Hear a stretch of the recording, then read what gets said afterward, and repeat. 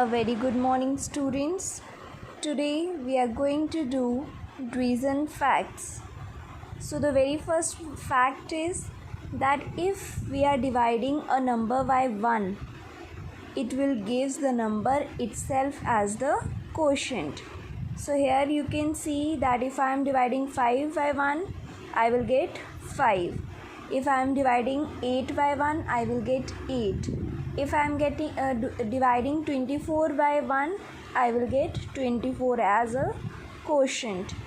And if I am dividing a number by itself, for example, I am dividing 64 by 64, so the quotient will be 1.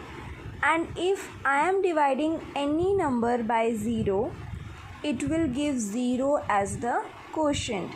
If 0 is divided by any number, the answer will be 0 itself. So the exercise 5.1, if 8 is divided by 1, so the answer will be 8, because any number divided by 1 will be the number itself as a quotient. Any number divided by 0, if we are dividing 0 by any number, we will get 0 as the answer. 2 divided by 2, when same number is divided, we will get 1 as the quotient. 50 divided by 1, the answer will be 50 itself. 0 divided by 98, the answer will be 0. Next we are going to start long division. So here you can see this is an example given of a division sum. So in writing it in terms of long division, we have to write this number, first number here, then here, and the quotient here. So for this you must be aware of 3 terms, that is dividend, divisor, and the quotient. So the number which we write here inside this, that is known as dividend, the number to be divided. Any number that is to be divided is called as dividend, and we write it here inside. Either you can use this symbol or you can use this symbol, it's your wish.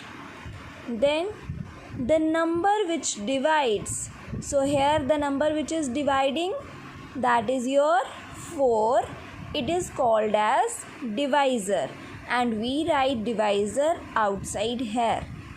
Got it, beta?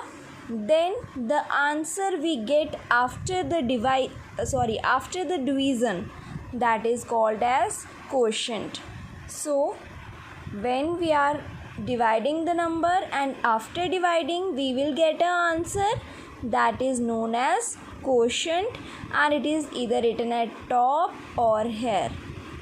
Here you can write the quotient, but in your book it is used as this, so I will prefer to use this only. Then this is another example given to you. This is dividend, this is divisor, this is quotient.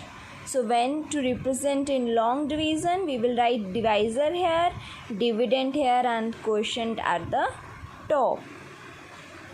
Next is,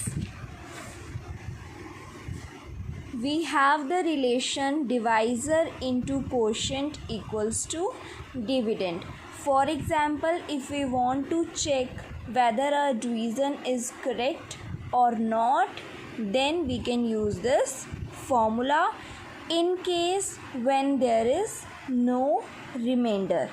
When there is no remainder, we can use the formula divisor into quotient equals to dividend.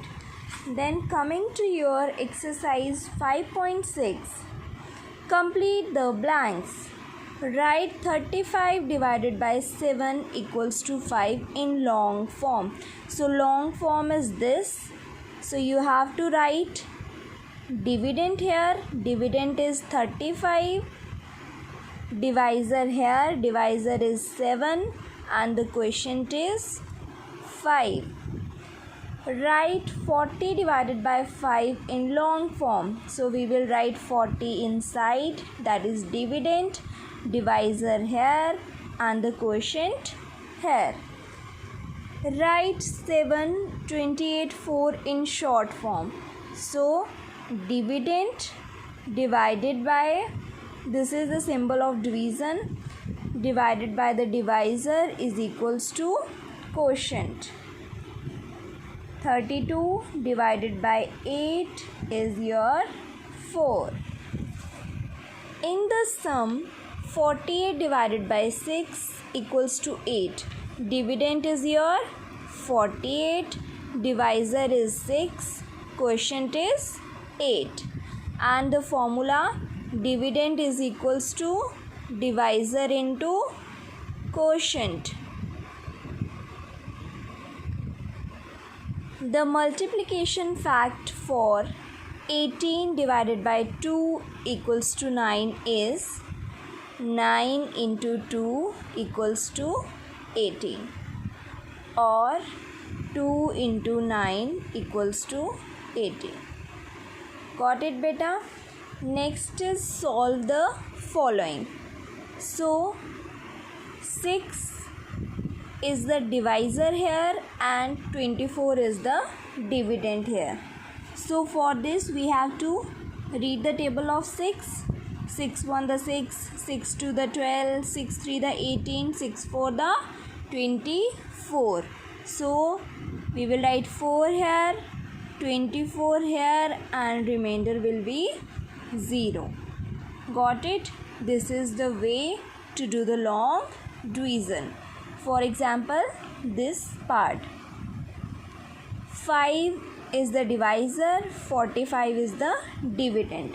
So for this we have to read the table of 5. 5 1 the 5, 5 2 the 10, 5 3 the 15 and so on. 5 9 the 45. So we will write 9 here, 45 here and the remainder will be 0. Thank you. Have a nice day.